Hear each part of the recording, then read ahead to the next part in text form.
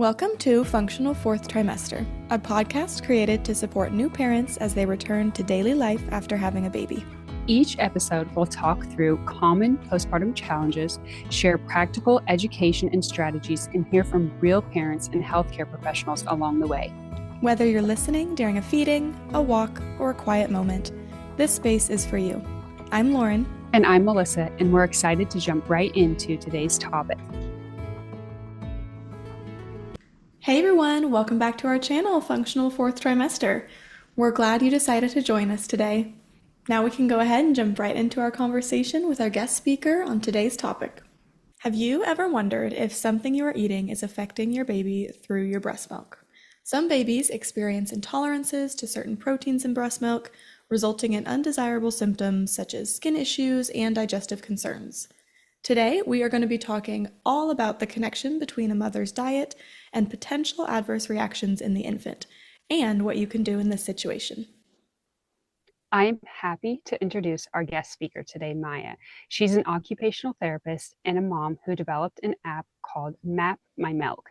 It is a specialized digital platform designed to help breastfeeding families navigate infant food protein intolerances and allergies. The app helps families find correlations between moms' diets and baby symptoms. Yes, welcome, Maya. We are so glad that you are here. Yeah, thank you for having me. I would love to start off with if you could just give a brief explanation of what your app is. Yeah, sure. So it's a new platform where moms can track what they're eating, track baby symptoms, and then it has a pattern analysis feature that runs all the data from mom and baby and tries to see what is correlated, so that mom can then bring that information to her different providers and make better decisions about how to move forward with infant allergies. Gotcha. That's such a cool concept, and I think it's something I had never heard of until I had heard of this one. So I think it's something that's so needed. And I would also love to hear about what led you to this idea to be able to create it. Yeah, absolutely. So I developed this out of a personal need. So I have two children, a 1-year-old and a 3-year-old, and both of them, when they were infants, exhibited signs of potential infant food allergies. They were reacting to something in my breast milk, actually, that I was eating, because there's a transfer of proteins, just to speak sciencey a little bit. The food proteins that mom eats are metabolized and break down and do transfer through the breast milk to baby's system. And sometimes those babies are sensitive or allergic to what mom is eating. And it can be really hard to figure out what that is. The most common infant food allergy is called cow's milk protein allergy. I've seen that impacts anywhere from 4 to 13% of infants. So it's pretty common, actually. And I, with my first, eliminated dairy from my diet and she got better. So the symptoms that she was having were mucousy stool, extremely colicky, painful cramping, and after about a month of eliminating dairy from my diet, she got better. And a lot of moms are able to, with a doctor's guidance, eliminate dairy if they think that's what's going on, and baby does very well. And then when my second baby was born, last January, I eliminated dairy and nothing was getting better. She was very sick. None of us were sleeping. And that's when I started to feel desperate of okay, so it's not dairy, it's something else. And this was all in guidance with my providers, pediatric GI, and ENT, who were saying, yeah, she is probably intolerant or allergic to a different food that you're eating. And so at that point, I had two options. Basically, well, I had three options. Stop breastfeeding entirely, I was, looking forward to breastfeeding longer. A total elimination diet, which is eliminating 12 foods from my diet and not eating anything, basically, in the hopes that one of those foods is the magic winner, or to try to figure out what it is. And that's when I started looking for tools to help me figure it out. And that's when I realized there was nothing like that. And I'm an OT, I'm a problem solver. So that's when I was like, you know what? I'm going to make the tool that I need. So that's pretty much how I got started. I'm surprised that it's not more infants that are affected. The percentage you said, I was like, wow, that's actually really low. But then I could see where it could be other foods coming in. But Mhm. eliminating all of those foods from your diet, that's hard. I've done an elimination like that, not while breastfeeding, and that's hard in itself. And so I can't imagine, breastfeeding and eliminating all those foods and then slowly reintroducing them. That's a process that no mom really should have to deal with or wants to deal with because you're just trying to survive at that point. So I love that you have created something that is able to help walk them through this process without having to do what you were going to have to do, which is eliminate basically everything. You're going to be eating carrots and apples and, Yes. like nothing if you do that. And that's really not possible when you're breastfeeding. Yeah. I mean, it is a total elimination diet is necessary for some people. I don't want to say that's never indicated. It is indicated in some situations, but it's extremely difficult. I mean, on multiple levels. So there's like the nutrition aspect, right? Like if they're missing so many key nutrients there that they have to try to make up. There's the calorie issue, right? In terms of you need to maintain your calories if you're trying to breastfeed. There's the mental health aspect, which is already challenging immediately postpartum, right? And then telling a mom she can't eat, that she has to worry about every bite, basically, which that's how I felt. I'm like, every bite, every time I'm about to eat, I'm like, is this going to send her, you know, into a painful crisis like tonight? Or is this going to cause blood in tomorrow's diaper? And then that stress, that worry on top of everything else we're already dealing with Yeah. in that fourth trimester. Yeah. Am I even going to get any sleep tonight if she Right. eats this food? Like, yeah. Exactly.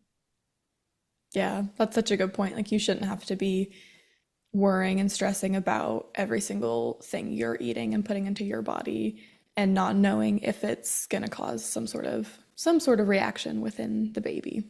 Right. Right. Yeah, Yeah. and I think it's so valuable that you created this because like the two options shouldn't only be stopping breastfeeding and an elimination diet. Like there should be a third option, which is finding out what's happening. And doing that totally by themselves would be a lot more challenging than having an app to kind of help support and connect the dots. Exactly. Yeah. I mean, if you're doing it yourself, it can be done, sure, but Mhm. it's a lot harder, right? So then you're talking about manually tracking and manually trying to connect the dots. So another piece that I should mention with like this transfer of proteins is that there's a delayed reaction, right? Mom has to ingest it and metabolize it and then feed her baby, and then baby has to metabolize it before those like upper and lower GI symptoms start coming up or the rash symptoms. So putting together those pieces, and every baby's different and proteins transfer at different timelines, it's just really hard. So Map My Milk sort of puts that all together in like nice dashboards, like easy to understand reports and information that mom doesn't have to do any math anymore, basically. She's doing enough math about like nap time. So Yeah. So then, kind of to go into the Map My Milk a little bit more, because you're saying that obviously mom has to metabolize it, then baby has to metabolize it. So, and it can be different timelines. Mhm. In the app, how does mom go back and reflect on, oh, I'm seeing that anytime I eat this, that it's causing these issues? Are they Mhm. entering information? Like, how are they entering information into the app? What does that look like on mom's end? hmm Yeah, so there's a log form basically where she's either logging her food, formula, baby solids, or symptoms, right? So that's where she's going to log all her information. And my goal, thinking about context as an OT, this is like sleep deprived. She's maybe doing it in the middle of the night. The form has to be as simple as possible. And I'm still always iterating on the design and the UI. Like I'm always trying to improve and make it easier and faster because that's so important. For long-term use of a tech tool, it needs to be fast and easy. So mom is just logging her data. We have this like a label scanner, and she can take a quick picture of the food that she's eating, and it's automatically going to say which triggers are in the food, which is especially helpful because a lot of these triggers have multiple names. So corn, like an example, egg is albumin, like corn is dextrose. Like these are things like someone might not know. And if they're trying to track corn, like that they think maybe it's corn, they aren't going to necessarily know all the names. So the app takes care of that. They just snap a picture, the time stamped, and the app on the back end is storing all that information and then finding those mathematical correlations basically. And in terms of time settings, Melissa, you asked, so basically we let the user decide, I want to see what are the correlations between, in a short period after I nurse. So, 6 to 12 hours, or I want to see up to 72 hours what's going on. And we let her, there's quick little preset buttons she can flip through and see what's happening right after I breastfeed, what's happening in this like 12 to 24-hour period, what's happening 72 hours. And she can set that. It's very customizable. So a mom can, with her providers, with her lactation consultant, mom with guidance can look at her data in different ways and figure out what's going on. On the food log, she can either take a picture and it automatically selects, or if she's cooking at home or she's at a restaurant, she can quickly just tap all the like top 12 triggers are there. And then pro users can also add anything that they're maybe suspicious of, seeds, seed oils, whatever. If someone is suspicious of a specific ingredient, they can add that to the list and then just quickly tap them for every meal, basically, what was in there. I love how one of your like kind of goals with this app is to make it really accessible and easy to use. Because I think that's something that's so important in that postpartum period where they have, 10,000 other things going through their brain and all sorts of responsibilities, that having something that's quick and efficient is really important for being able to actually use it. Yeah, and I'm always working on that, like in terms of accessibility. And like the latest thing I'm working on adding is like voice to text. So mom doesn't even have to type anything. She can just send a little voice memo and it will automatically log everything for her. So, That's awesome. Yeah, I love that idea. I know you've kind of touched on this a little bit, but I would love to hear more about like some of those kind of signs that people see in the infant. Like I think you mentioned a rash and some like digestive issues. Like, what is something that like to kind of look out for that if a parent sees, they might be like, oh, maybe something's going on with an intolerance. yeah, absolutely. So I would say typically it's those GI symptoms. So mucusy diaper, mucus in the diaper, blood in the diaper.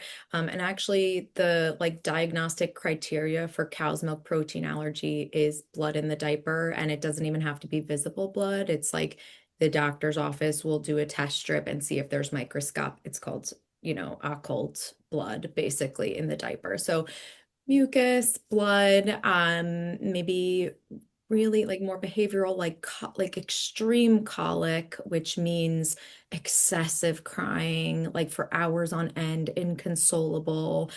So maybe this is a baby that is screaming, crying all night. Every night. That's something that's like what's going on there. Rashes, specifically like eczema, can be a symptom, which is tricky because that's even more delayed over time to start showing up and developing. Vomiting, reflux, and all these things can be normal to a certain extent in a baby. So especially, spitting up, babies spit up, right? And babies can be rashy also. So I think it's important, like, for any mom wondering, to talk to a doctor, a lactation consultant, an allergist first. I want to be clear that like Map My Milk is not a diagnostic tool. It does not replace medical advice.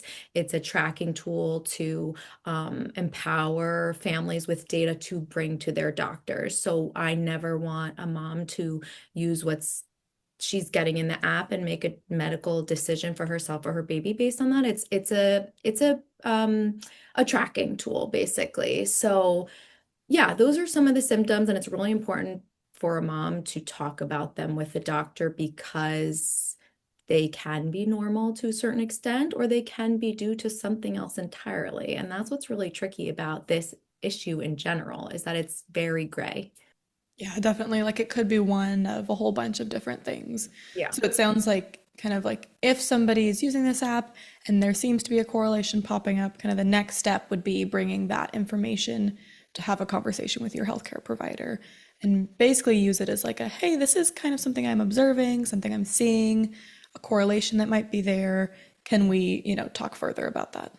Exactly. So if a mom doesn't have this app, I feel like she's going to a doctor's office and trying to explain what she's been witnessing or seeing in her baby, but the she doesn't have anything to show. And so then even she's like trying to remember, like the doctor might ask, well, how many nights a week is this happening? And she's even like trying to remember mentally, and that's so hard versus like being able to pull up your phone and show the dashboard, show the reports. Is just really giving her more control in those appointments. And then I think this is a great time to bring up Free to Feed, which is an amazing service. They have one-on-one consultations with nurses, lactation consultants, and allergists for specifically this issue of food reactivity. And we are partners with them.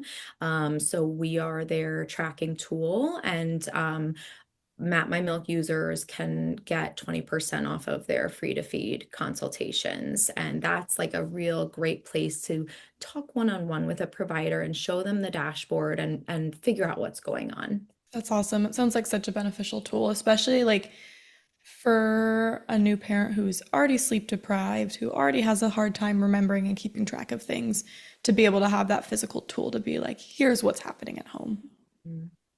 And we also have Yeah. a place for moms to take pictures and store them all in one place, right? Because for me, I was taking pictures of diapers and rashes, but then I would be at the doctor and I'd have to scroll through all the other hundreds of pictures I had taken that day of them playing or whatever. And this is like, it's a folder basically of all the diaper pictures, all the rash pictures in one place. Mom, again, just has to pull up the app and she can show the doctor all that information in one place. I love how you've taken your experience and made something that is helpful for other moms because I've seen moms walking through this journey where they're like, I don't know what it is. I don't even know where to start.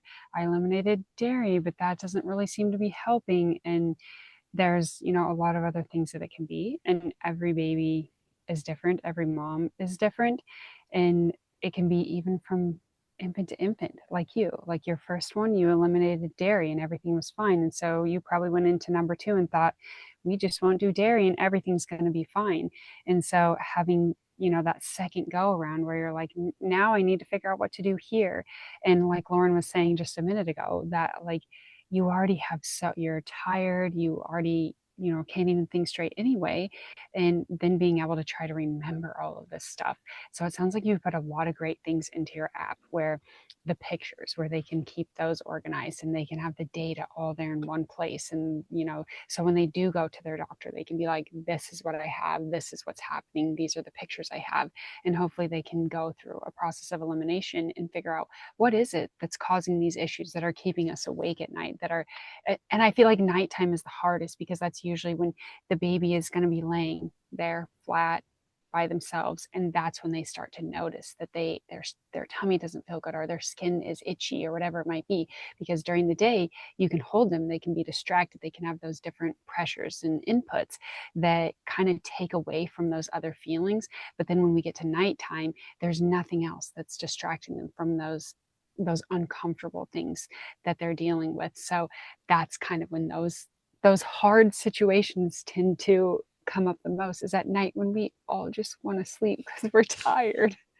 Yes, exactly. And then it's like a cycle, right? Of just like exhaustion and stress. And it is so often in the night as well. And I think just going back to what you said about like how it's helpful for moms and families to go into appointments with information. I think as an OT, and I work in a cancer hospital. Like that's like my day job. And I see patients struggling all the time, like with health literacy, with trying to remember and self-advocate in those, doctors doing rounds and comes in and they've been wondering all these things and maybe have a list in their head, but then the doctor comes in and suddenly they're blanking out, and then the doctor leaves and they're like, wait, I didn't get to ask them anything. I didn't get to show them or explain to them like my symptoms today. So I think in that sense, my clinical experience has really helped me build a better platform. Definitely. That's awesome. I can totally see how it would help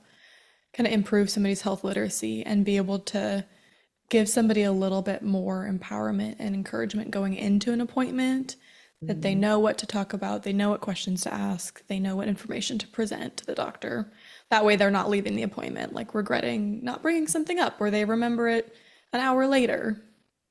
Yeah, and speaking of health literacy, I don't have it yet, but I'm working on adding a sort of a clinical content page with just information, right?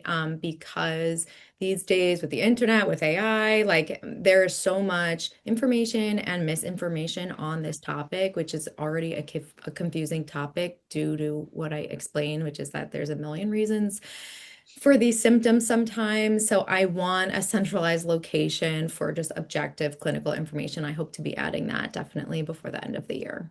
Especially since Google and AI are going to pull from what they think might be relevant content, and it's not always.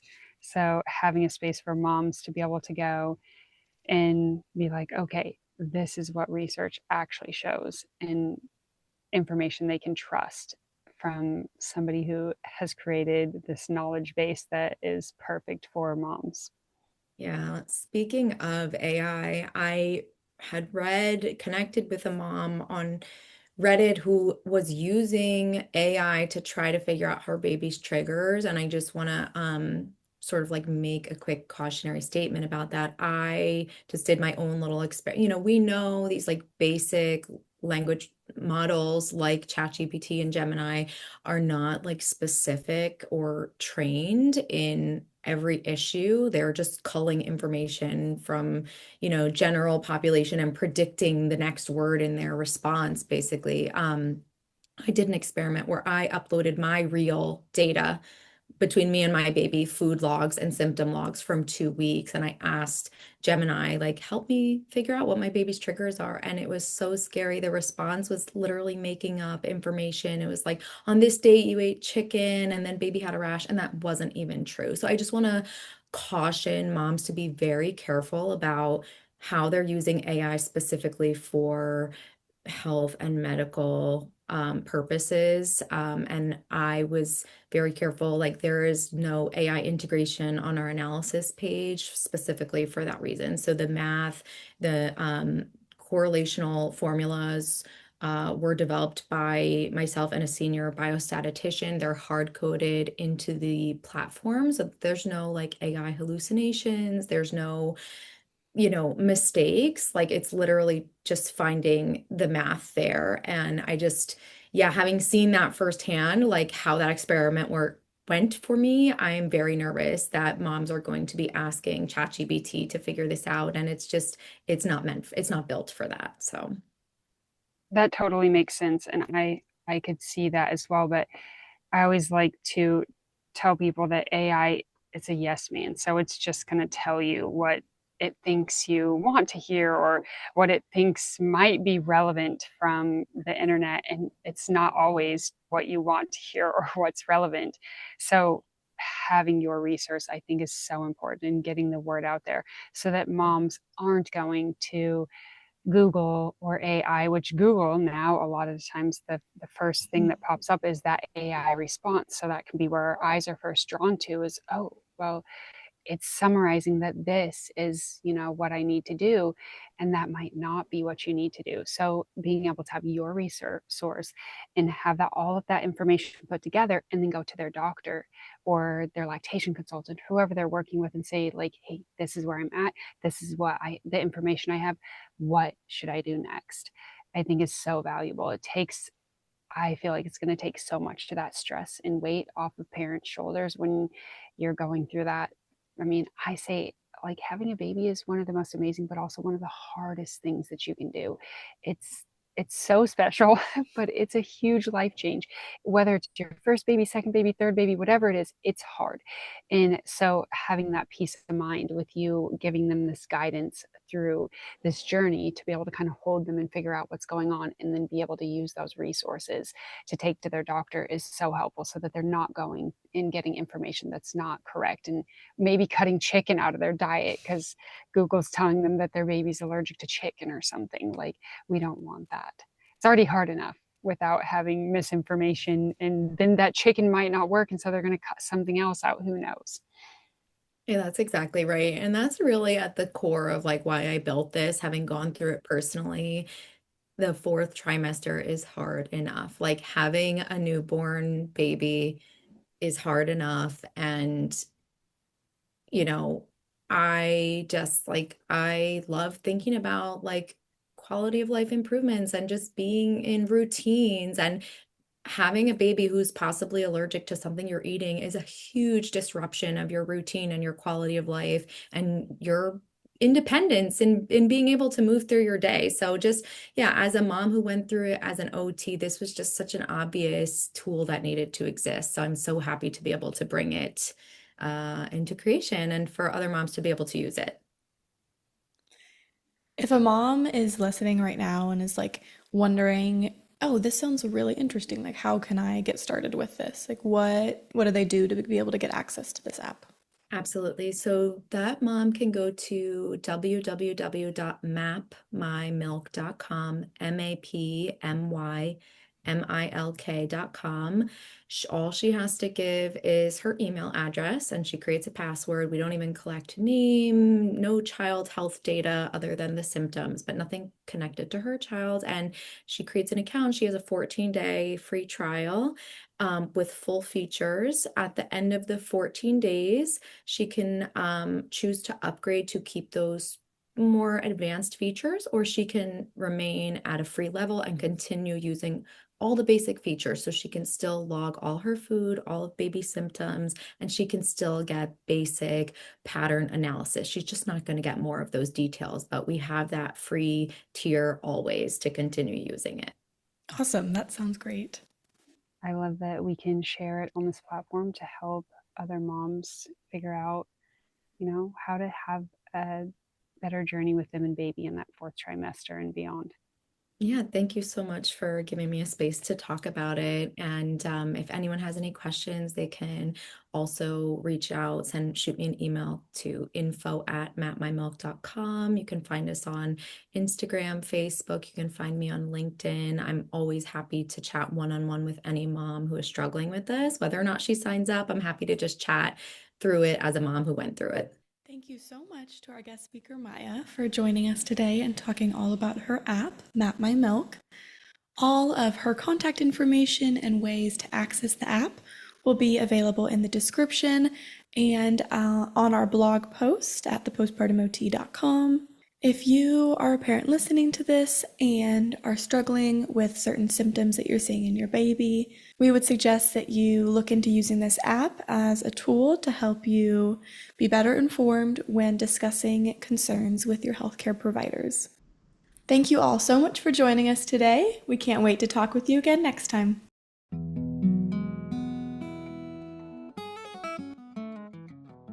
I hope today's conversation gave you something practical to take into your day or simply remind you that what you're experiencing is normal. Returning to daily life after birth is a process and support matters. However your day continues from here, be gentle with yourself. You're doing important work. Thanks for listening. We'll meet you back here next time.